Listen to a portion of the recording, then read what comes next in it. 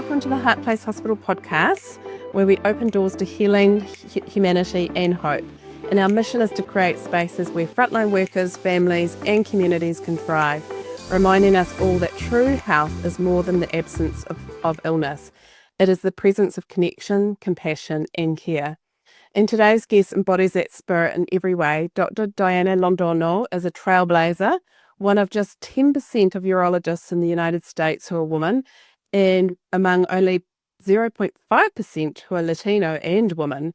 So originally from Mexico City, you've trained at UCLA and completed a 6-year residency in urology at Kaiser in Los Angeles, which I'm looking forward to hearing more about. And Diana has walked through the fire of burnout, haven't we all? Not once, but twice, and turned her healing into service. She's written widely on wellness and humanity and medicine, been featured in leading medical platforms and books, and founded physiciancoachsupport.com, a lifeline of peer support for her colleagues. Diana, you're a Reiki Master, a Pranic Healer, an international speaker, and mother of 2 radiant daughters. Snap. In this conversation, we're going to explore the wisdom you carry on healing, resilience, and what it truly means to care for both patients and ourselves. So welcome, Diana. Thank you so much. It's just such a pleasure to be here. I'm so honored and just so grateful. Thank you for the beautiful introduction. And I just can't wait to really get this conversation started and really share all this with your listeners. Yeah, thank you so much. And I guess we it's a good time to sort of share how we've connected. So we're both members of the consortium, a loving organisation, which is a global consortium of people who are just so passionate about bringing in organisations that are love. How we've connected through that space.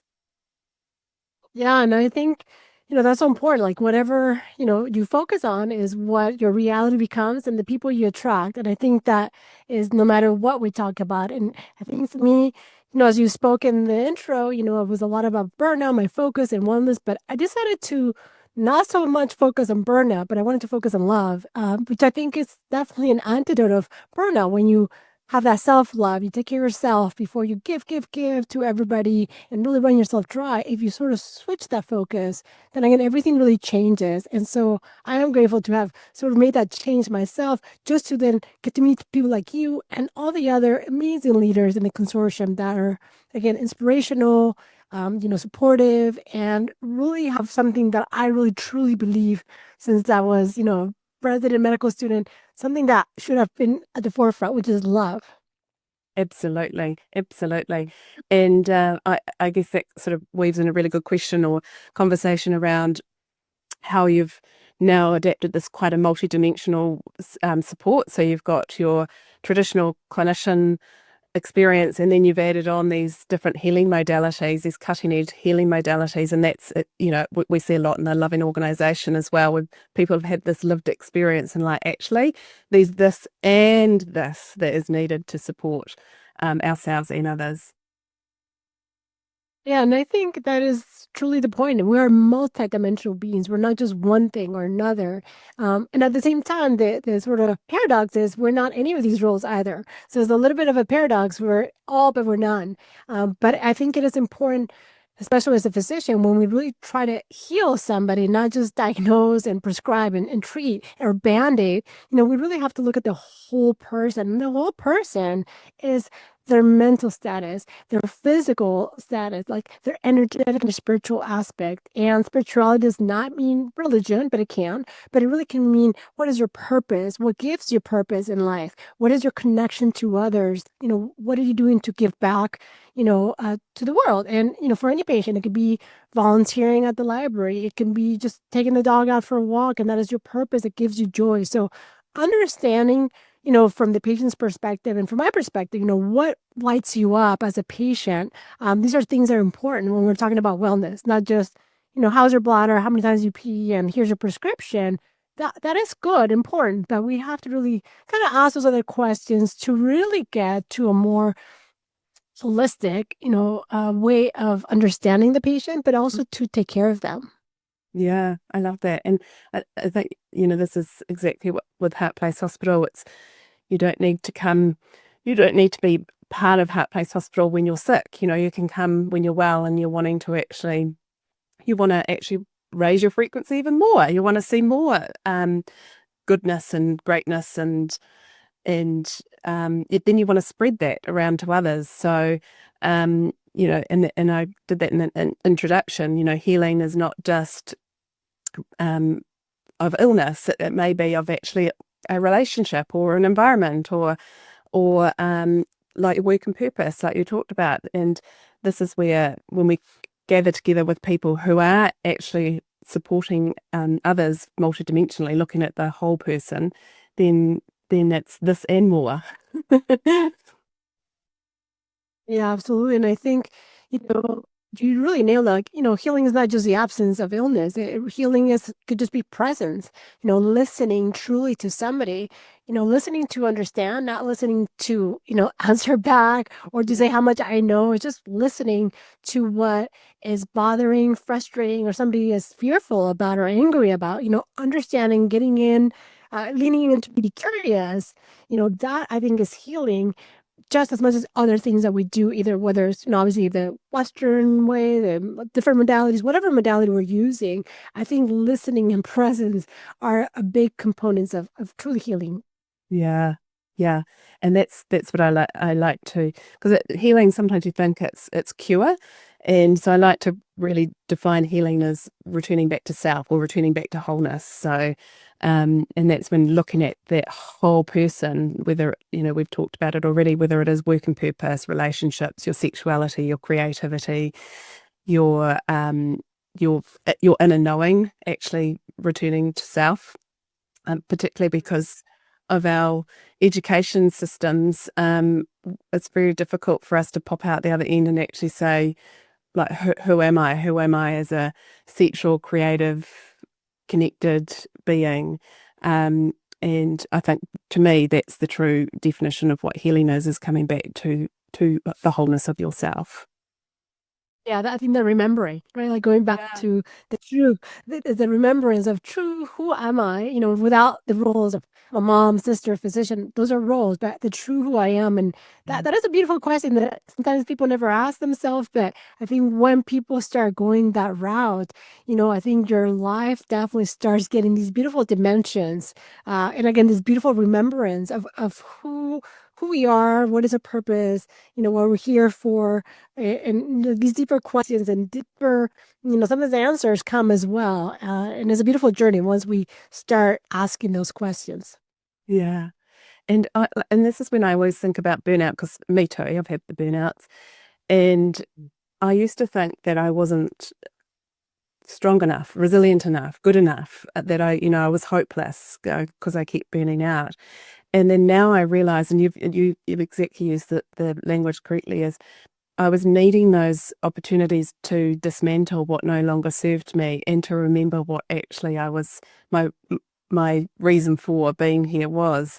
So now that when I support people, and I'm sure you do the same thing, when I see people actually showing signs of burnout, I'm almost a little bit excited, because if they can be guided and dual-led and steward by others, particularly those with lived experience, saying, I've been here and there is a way out. You're going to be okay.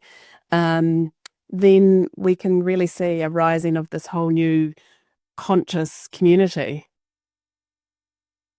Yeah, and I really think it's so important, that is a hopeful part, even though, like, even just in this physician space, let's say there's, up to two-thirds of us are burned out or have been burned out. The good news is there's 30% that are actually not burned out and they're doing well and they're thriving and they're joyful. So, of course, yeah, we can focus on the 70, and I'm not dismissing it, but there's also 30% that are not in burnout. So, maybe what are they doing to be in a space? Or of the 70, people's point. I mean, I've been there twice, but you can get out. There's hope, but something has to change. And that's the key. I mean, if you keep doing the same things every single day, you're going to be in the same place. So if you want a different life, if you want a different state of being or feeling, something has to be different. And I think a lot of people in, the medical space, no matter what your role is, a huge part of it is boundaries. I mean, this is for anybody, but especially in the sport of medical, we lack boundaries so much, and the skill is so underutilized, underrated, even dismissed.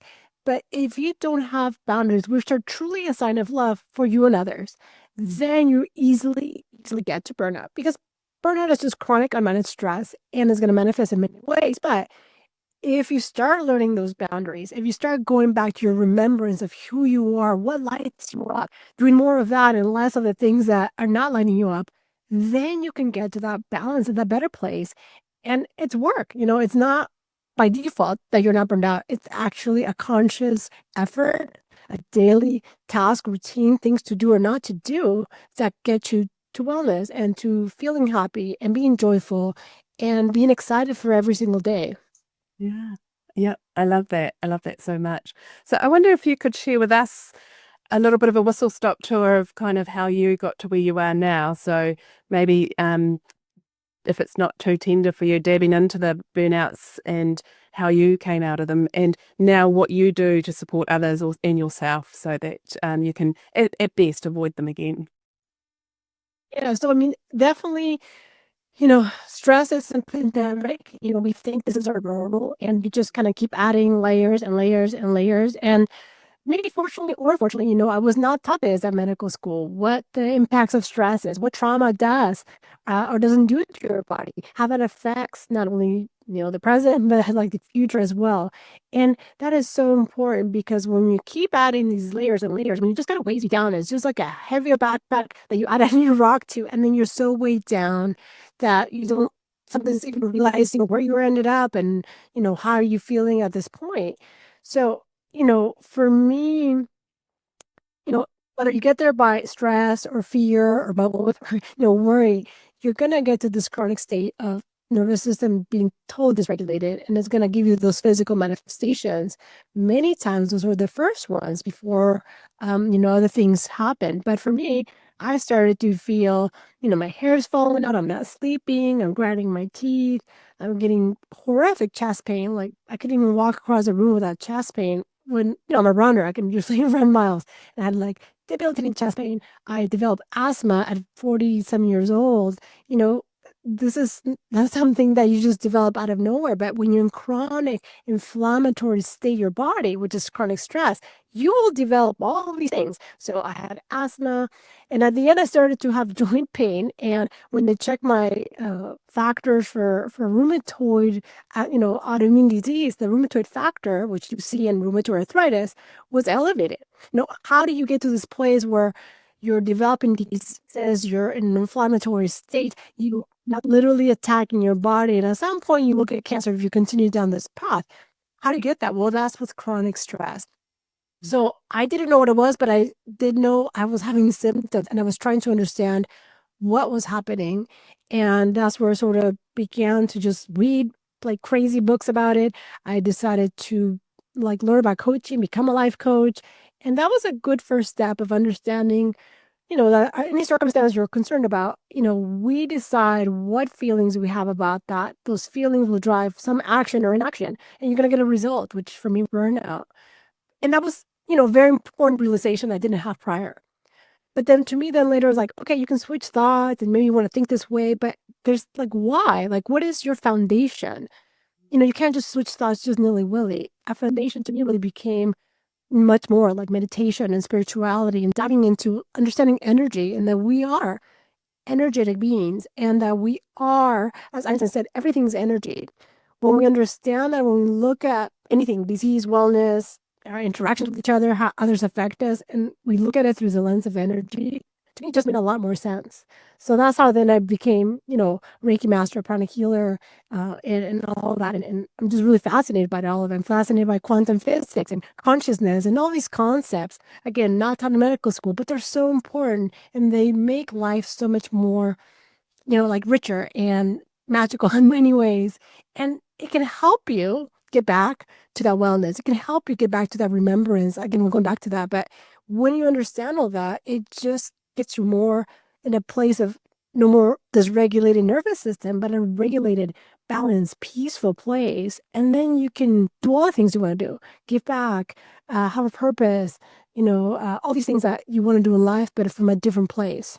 did you find that that you're in a space where magic and miracles were coming to you, like things that were so difficult to manifest, and all of a sudden you were these opportunities, and yeah.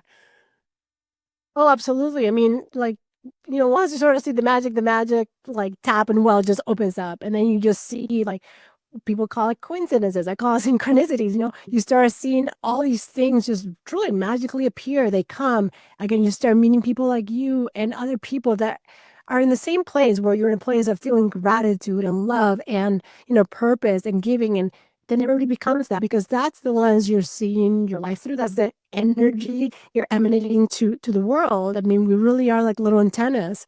Or like radio receivers, and we send signals and we receive them. So once you start getting into that place that you're not in fear or anger or cynicism, which is in burnout, and you get to a place where every day you start with gratitude, you start with hope, you start with love and peace. I mean, everything changes. So yeah, you see all the magic, you see the synchronicities, you see all these opportunities come, you get back to wellness, you don't have asthma anymore, you don't have chest pain anymore, your joints don't hurt. I mean, nothing changed. I have the same job, same kids, same, family, everything's the same, except I changed what I put my energy into, my attention, my intention. So when I change that, everything changes. So that is a beautiful question because yeah, everything will change and for the better way. Yeah. And you talked about being a mother, like, did you find that ripple affected out into your parenting role and into your clinician role as well? Yeah, I mean, I think I felt more, you have that gap. I think a lot of what meditation can do, and it doesn't mean go to the Tibetan mountains, become a monk, but like when you practice that daily, there's many things, many benefits, but one of them is you start getting a little space between, that, you know, when you're going to react to something. So instead of just your prior, you were acting or yelling or being frustrated, there's a little more gap where you can consciously then decide how you were going to react. And so it increases that gap. So especially if you have little kids, they can push those gap, they can make that gap smaller, but, it gets longer. You're able to kind of breathe a little more and be like, okay, well, that's interesting. And also just separate yourself sort of from the emotions or the situation, especially if little kids are having a little bit of a exciting day, you don't get sucked into the emotions. You can just observe it with love and kindly, but realizing, their emotions is, you don't have to go down the vortex with them, basically. And that can be with patients too. Their emotions are theirs. I don't own them. I'm not keeping them. If you are upset, if you're unhappy, I will do my job. I will try my best, but like those emotions are yours. You get to keep them, and they're yours. So I don't, take that on anymore. I sort of let that space and let people be. They're gonna be, obviously always putting boundaries, making sure there's respect, there's safety, of course. But people get to be who they want to be. People get to, act how they want to act, and that's them. That's not a reflection of me. It's, that's for them to keep. Yeah. I like to say I'm not the captain of your emotional ship. So hand it back to them to be the captain. Absolutely. Same with our kids, yeah. Let them steer that ship. Yeah.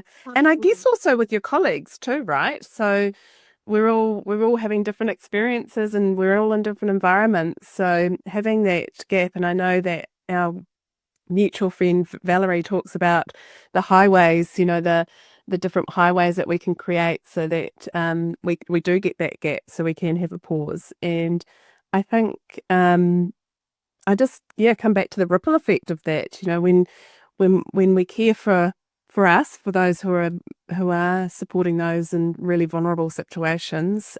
So whether it's young people or illness or dying, then the ripple effect is just so much greater. Yeah, and I think, yeah, having that space, is important and of understanding. Again, we don't have to kind of jump in the pool with them, but we can definitely support them, and sort of be in a sovereign state, but still a compassionate state. Not a cold state where we don't care. Have compassion, but understanding that their emotions there's a process. And I also think, especially as physicians and surgeons, we always want to fix things. But like so much of this is not about fixing. I mean, emotions cannot be fixed. They just have to be felt and moved through our body. And I think we always want to somehow fix it, like make sure they're happy. And it's like, no, like sometimes people are not going to be happy. They're just not. You have to let them have their emotion and let it be without trying to fix everything and make everybody love you and like you. Of course, we want to be liked, yes, but people have to have their emotions, and letting it be, listening without saying much sometimes is what is needed. I think many times I always wondered, how do people get better? I don't do anything, even though I'm a surgeon. There's many appointments I don't do anything for them. But then one day it was like this big aha moment. Oh yeah, just listen. I literally do like a psycho-urology. I just listen to people. Yeah. I listen to their frustration, their fear, their annoyance, whatever it is that is going on with them that moment. I listen. And yeah, sometimes we also talk about, their PSA or their prostate cancer because that's important. We're going to do that. But I'll just let you speak and tell me what is bothering you today, because that's the most important thing today. And then we'll take care of everything else too. Yeah. I call people like yourself a hope merchant and a love rock star.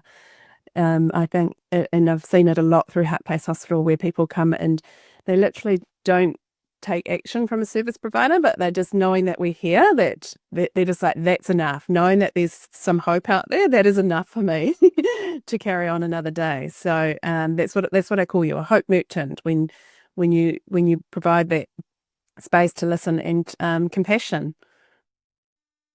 Yeah, I mean, I think that's we all want, whether you're 2 months old, 85 years old, it doesn't matter your age. You want to be seen, heard, held. Honestly, I mean, how many of us are not seen, heard, validated, and that's what humans want at the core need of everything. And that's why we do all kinds of other things to be seen and to be validated. And, we do a lot of things just because that core need is there, or that a wound is there that we perhaps many didn't get as a child, but it's so important. And so again, just listening is so healing. That's why you call a friend, because you want to vent and you want somebody to listen to you. And that's why that letting people just express themselves can be where the healing is. Yeah, I think that's why we're all loving a loving organization, because that's happening in there, isn't it? Like everybody's sharing their wins and their opportunities, and we're all loving each other on LinkedIn. And it's exciting because we're all across the world from one another in different times and different seasons, but we're still ultimately we're sharing that same message. It's and the if we can grow this, which we're going to, we know we are, and that's what I want to sort of lead into next. Is I'm just curious how it's been for you bringing in these quite what used to sort of be called alternative modalities, or kind of woo-woo modalities, whereas I like to sort of think of them more as being indigenous or innate modalities. They've been around for millennia, and they've all got science to them. I'm just curious how that's been integrating that innate wisdom or the indigenous type modalities with quite conventional modalities. Yeah, I mean, I think there's still, a large number of even my colleagues, physicians, who are like, absolutely not. What are you talking about? That's bananas. And that's okay. But there's also a huge community that is growing of physicians that have like so many like skills in all these modalities, not just the ones we mentioned, but, they understand sound healing and music healing and, all the powers of everything else, which again, this is ancestral wisdom. When you are out, wherever you go, it doesn't matter if you are like in Egypt or you're in Peru, wherever you are, like you're in a circle, you're in a fire, you're in community, there's music, there's a ritual ceremony, all that. That's where the healing, happened when there was no surgeries or medicines. I mean, that's how people healed. And also just by the power of the mind, because placebo, is used today. Placebo means you take a sugar pill instead of the actual medication.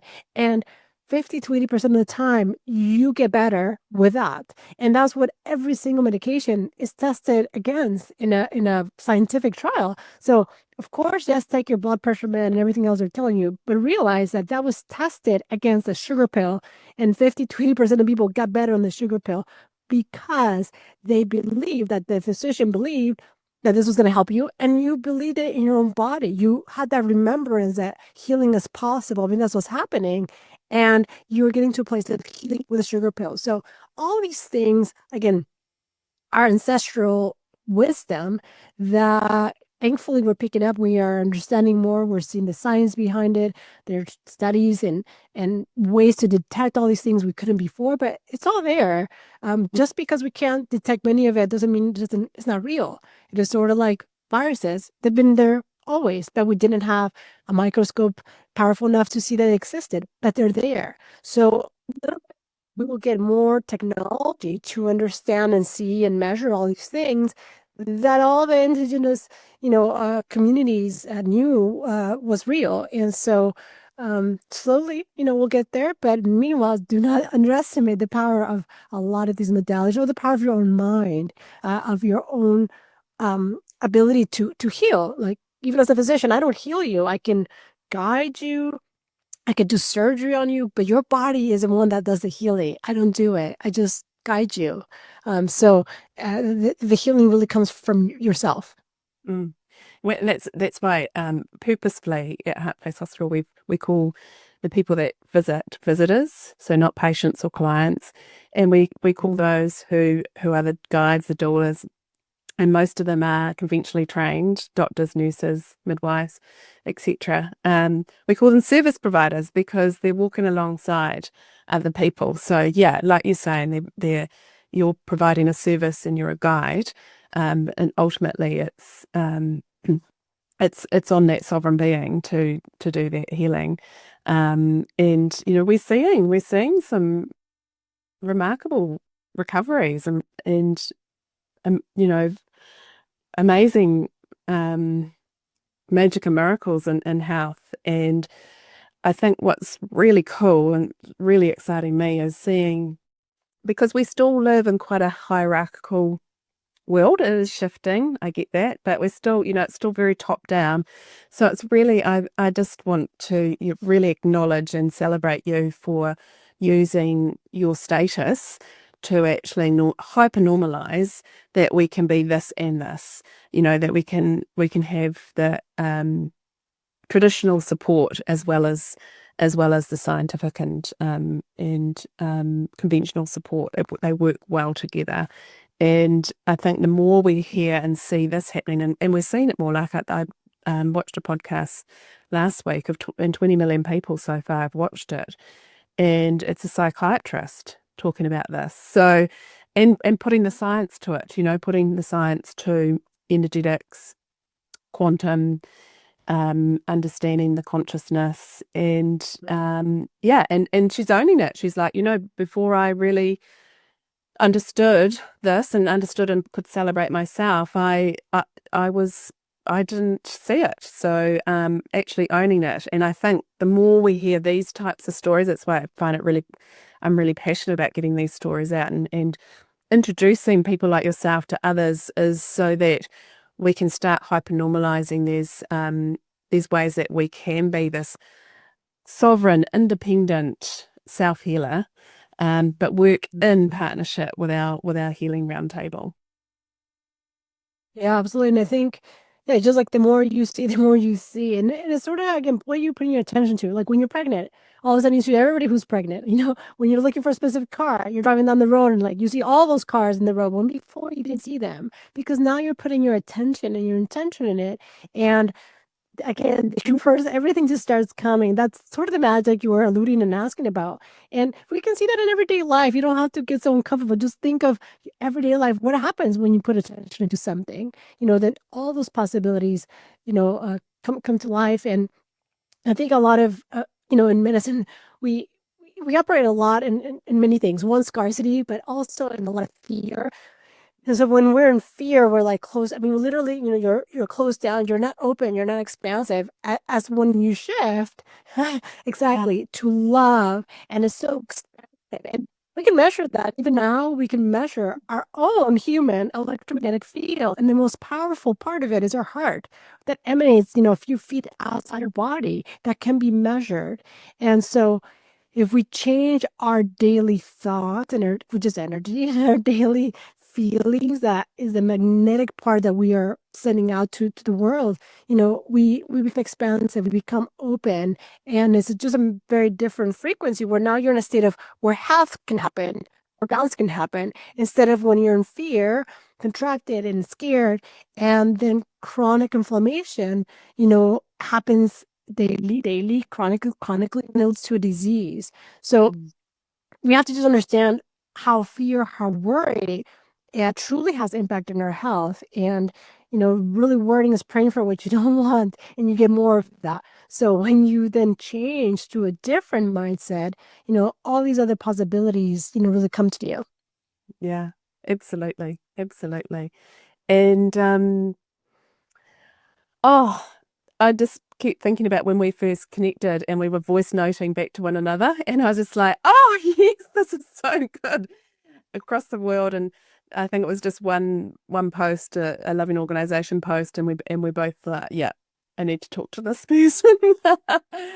And that's how easy it is, isn't it? Yeah, and I mean, it was like, oh my God, you're that across the world, and I lecture, like you just like seeing the things I just love to like hear, and like like your leadership, and the open, and really not just talking the talk and philosophizing, but really doing, like the magic you brought, to what you've created, that hopefully more people and organizations across the world can emulate. I mean, it's so powerful. And you're too humble about what you have created, because it really is so powerful. And it's not just the talk of being loved, but like really doing it, and really bringing the sponsors to really support this, and show that, like, yeah, it's like, yeah, we call it miracles, but it's not. It's just remembrance, again, coming back to the state of health when we get out of, again, that fear and that worry, and we get back to a place where there is a different frequency, because there's music, perhaps there's movement, there's connection, there's listening, with your when the visitors come, and all this. So it just gets you to a place of balance. And our world sometimes is a little bit out of balance, and so having that place that you have created is no magic why it's working, because we're getting to that, so again, ancestral wisdom of the things that were there before, but now we've made so much noise, and we made so much, things that we have forgotten. Yeah. I love when we can pull people out of that darkness, because I remember it so well. I thought, this is, Mhm. this is how it's good. This is it for now. But I didn't realize underneath that darkness was this amazing light, and this void that I'd been using adaptations to keep shut. And so when I allowed that space to open, I see it all the time now, and I see people, like, it open up for them, and them go, their shoulders drop. You can see the nervous system regulate straight away. You can literally see that oxidated stress just fall away from their bodies. This knowing just, it emulates through their body. And I remember it happening, and it still happens to me, because of course I'm still, I still have moments of evolving, going through transitions. And I know when we first met, you were going through a big transition, and I was just so in awe of how you were navigating it. I just thought it was amazing. And I, that's how I want to navigate all my transitions, with curiosity. And I thought it was amazing what you were doing for you and your little girls, and then knowing that I raised two young women as well. So I love to really plant a seed for everyone. When you actually do access this part of healing within yourself, that it is really cool. Like, it's not messy. It's not like, I always sort of thought of what I saw on TV, people lying on couches and having to share their stories again. But it's really not like that anymore. And because we're doing such quantum energetics, and being shared by people who have done their work, who are in high frequency, it's happening at quantum speed. So we're seeing people transition so much more smoothly, and with ease than ever before. Yeah, and truly, when we heal ourselves, people around us heal. And it's sort of like if you have a basket of fruit and the apple is rotten, everything else rots. But when they're not rotten, they all look fantastic for a long time, right? So we truly affect others. And we know, like, I mean, there are studies that show, within 5 minutes of being around somebody else, proximity, you start picking up their mood that they're with. So, we get affected by other people's mood, frequency, whatever you want to call it, and you feel comfortable with. But we are affected, and we affect others as well. How we show up. Are we happy? Are we joyful? And, a physician and they walk in the door and like, oh, they're like slumping or they're grumpy, you're like, oof, you already don't feel well. But, if you walk and you're like, good morning, this doctor, how are you? Like, you're excited to see that person, you feel that energy and you already start feeling better just by getting a joyful, happy, energy from that person you interact with. And especially if they're a physician, well, that's even better. But, when you come in slumping and, grumping and not even looking at the person in the eye, the interaction just is much different. Even if you still gave them the same medication and the same surgery, how you feel afterwards is going to be much different. And feelings are so, so, so powerful.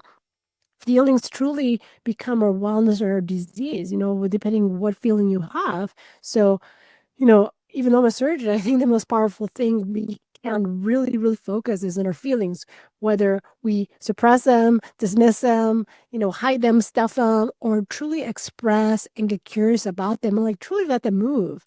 Because when we don't, and most of society does it, then we get so much disease because we hold on to grief, we hold on to anger, resentment, and even joy. Like we just want that all day. That's not realistic. It just comes and goes. We have joy, then we have sadness. So when we realize there's a flow to it, just like in nature, there's a flow in a web and there's a season. Then again, we're in balance. But when we want everything just to hold on to things, whether it's good or bad, then we start feeling that imbalance, dysregulation, and we start getting towards disease more than wellness. Mm. Yeah. So true. Seems so simple, doesn't it? Yeah. But not easy, right? Simple, Yeah. but easy. Simple, not easy. Yeah, exactly. Totally true.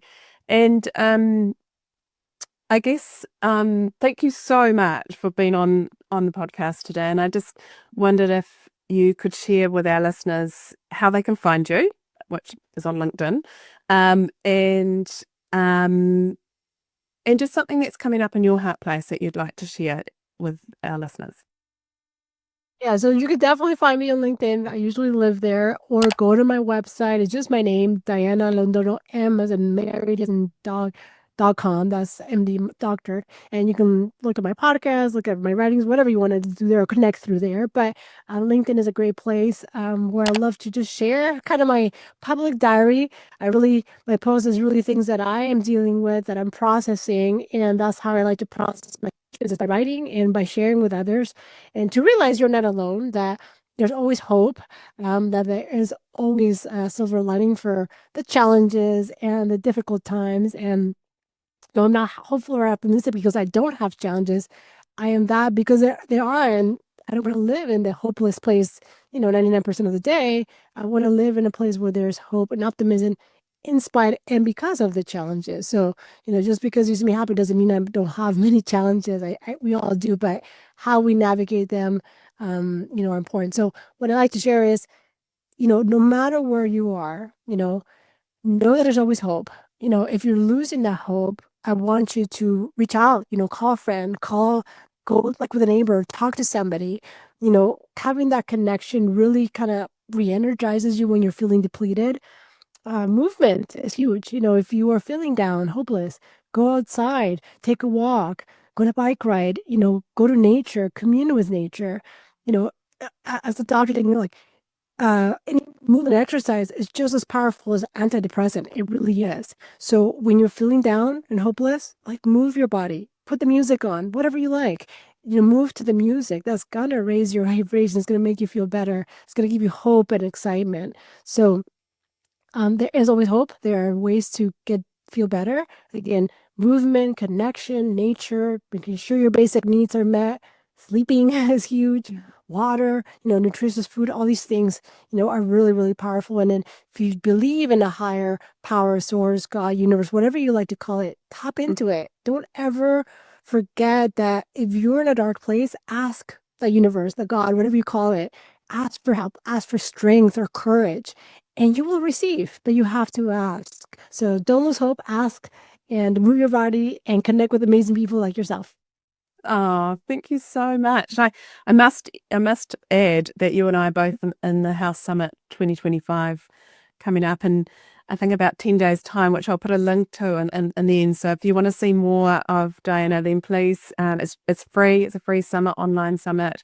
Some epic speakers. It's going to be amazing. It is overnight for New Zealand, but I'll be watching the replay and watching this, at least half of it anyway. So thank you so much, Diana. I look forward to sharing this with our community and look forward to playing with you some more soon. Yes, thank you so much again, and we'll see you on September 6th. Join us there, get the replay, but again, amazing speakers. You'll be speaking. I want to hear your talk, and thank you again for having me. Such a pleasure. You're welcome.